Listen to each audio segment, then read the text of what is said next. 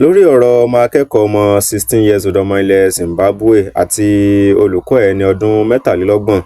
tí ọmọ akẹ́kọ̀ọ́ yẹn fẹ̀sùn kan olùkọ́ pé ó fagídí mú un láti máa fipá bá a lájọṣepọ̀. Oríṣiríṣi ọ̀nà àti oríṣiríṣi ojú náà lolúkálùkù wọn fi wò ó àti pé tá a bá tiẹ̀ rí fọ́nrán fídíò gan eléyìí tí ọmọkùnrin yìí tó ń fúnra ẹ̀ tó ṣe tó fi wá líkì síta téèyàn bá wo fídíò yẹn dáadáa ẹ mọ̀ pé àkọ́kọ́ náà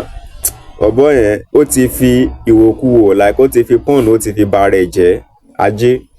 Ẹ̀kejì kò ń ṣe àkọ́kọ́ ẹ̀ nìyẹn. Ẹ̀kẹta ìyẹn ò bóyá ó lè má já àkọ́kọ́ o bọ̀ ìyẹn ò jọ mọ́ nǹkan tí ò tinú èèyàn wá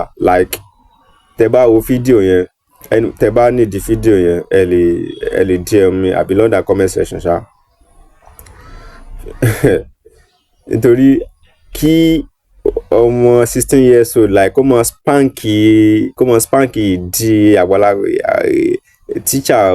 33 years old tẹ́wà ẹ mọ̀ pé eléyìí bí porn star ni get òun àti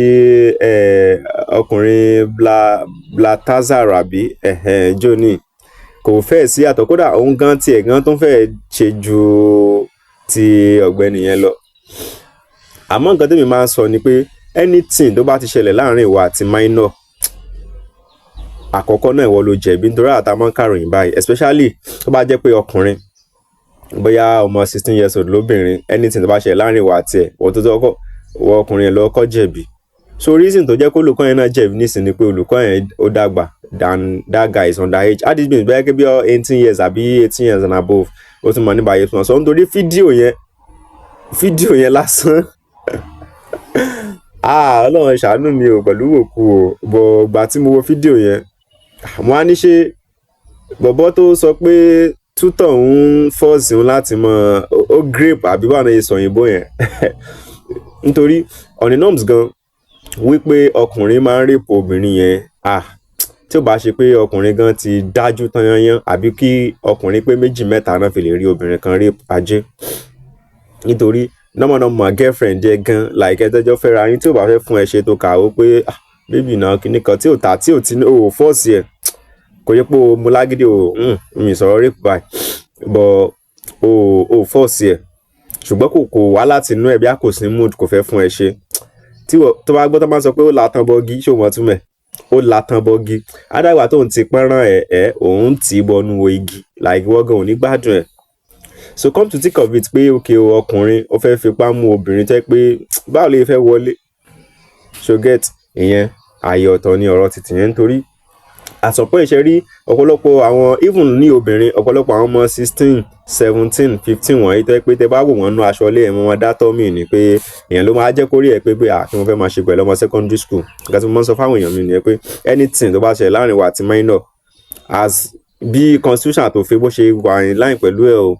ìwọ tí kọ́kọ́ jẹ̀bi náà báyìí nítorí most of àwọn ọmọ yìí náà ìṣekúṣe wà lọ́wọ́ ọmọ mi débi pé tí ọmọ 16 years old 17 15 tó bá ń seduce ọkùnrin báyìí ìwọ ọkùnrin yẹn wàá jẹ́ kó rí ẹ̀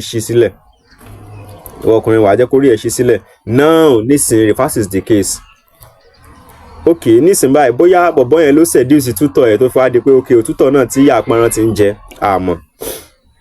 tó fi di pé gbogbo nǹkan wọ́n gbé nǹkan síra wọn but based on pé underage ni bọ̀bọ́ yẹn olùkọ́ yẹn dẹ̀ jù lọ òfin expect ẹ̀ pé ìwọ ó yẹ kó mọ̀ nǹkan tí ò tọ́ kò mọ̀ ṣe nǹkan tí ò tọ́ pẹ̀lú ẹni tí torí wọ́n believe pé abuse ni reason dem believe pé abuse ni pé ó lé bọ̀bọ́ yẹn sí nǹkan tí ọjọ́ orí ẹ̀ ò tí ì tó tí ò yẹ kó tì máa ṣe and ká má parọ́ tanra wa society tá a bára wa lónìí nǹkan tíjọba mọ ní láti kọ̀rẹ́ ti pọ̀ ndó kò ń ṣe nàìjíríà bó ọ̀pọ̀lọpọ̀ orú àwọn kan báyẹn náà ó lè ṣẹlẹ̀ ní nàìjíríà because dàgbé Zimbabwe ni torí ọmọ 14 13 15 underage wọ́n pọ̀ ní club fine ọmọ underage tẹ̀ rí club tó náà ti ń gbé alcohol tó ti ń gbé gbogbo ẹ̀ lura influence alcohol tó bá mu tí ó tán kí ni kò lè ṣẹlẹ̀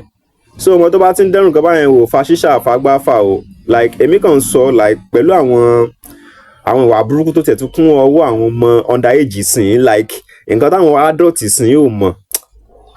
n táwọn adult sìn yóò adult 35-40 gan tí wọ́n lè dán wò like àwọn underage sìn mi ò ní parọ́ fún yín wọ́n dán wò ẹ̀yin dáàdì àti mọ́mì tẹ́ láwọn ọmọ ní secondary school tẹ́ bá mọ̀ nǹkan tí àwọn ọmọ yín dán wò like tẹ́ bá mọ̀ nǹkan tí àwọn ọmọ yẹn dán wò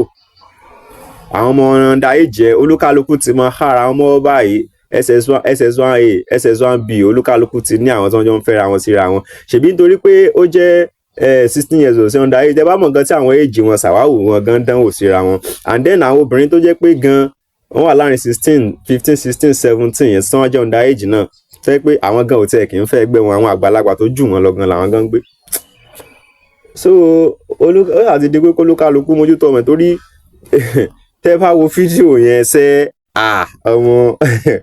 ẹ ní sọ pé torí lójú tèmi o kò jọ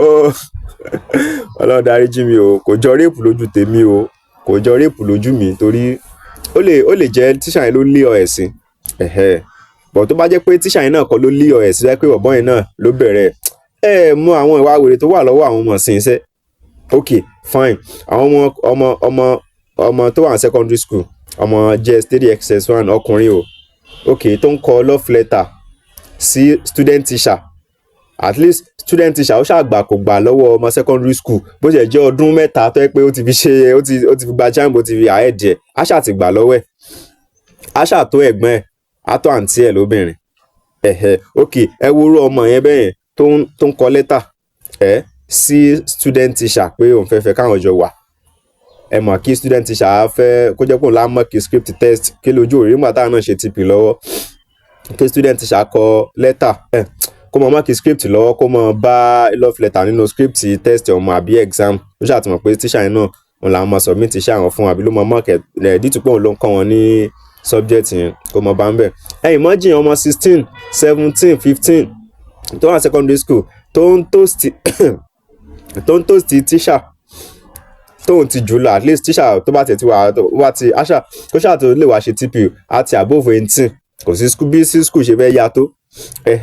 now ẹ wá imagine kí irú student teacher báyẹn kó wá gbà fọmọ ẹ ó máa ṣẹlẹ̀ sí kọ́pà náà o ó máa ṣẹlẹ̀ sí kọ́pà náà tó yẹ pé àwọn ọmọ school bí àmọ́ ẹ̀sọ́ àwọn BSS 2 SS 3 àwọn tẹ̀tí bílẹ̀ pé àwọn ti grow wings táwọn ọmọ tó ti kọ́pà ẹ̀sọ́ àti wá jẹ́ young kọ́pà tí ìyá station náà jẹ́ bírú tàwa yìí ṣe get so tó ọmọ tó ti ẹ wá imagine pé irú kọ́pà yẹn ó gbà fún ọmọ school yẹn ṣé kò ní bá kọ́pà yẹn lájọṣepọ̀ àbí kò ní bá student yẹn lájọṣepọ̀ tó náà bá fà ìgbà but at the end